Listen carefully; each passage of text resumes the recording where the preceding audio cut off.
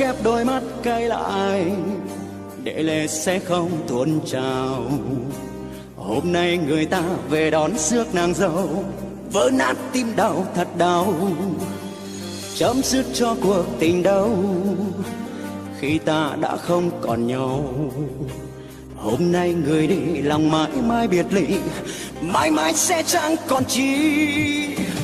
Bao mộng mơ lúc xưa ta mơ chỉ là những ảo mộng, mộng mơ làm chi đến khi biệt ly tình đau.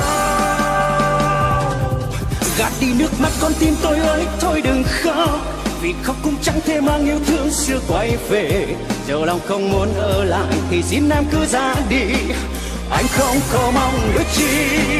Tình như xưa đó sao cho số kiếp chỉ là mộng mơ, mà sao con tim ta vẫn yêu mãi mãi. Sẽ chẳng bao giờ tỉnh giấc sau cơn mơ, yêu em ta mãi yêu em trong áo mộng.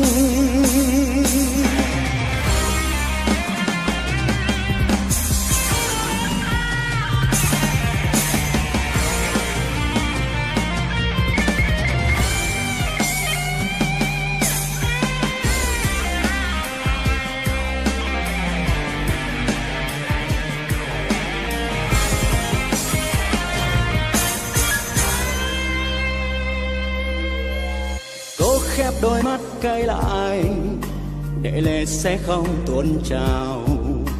Hôm nay người ta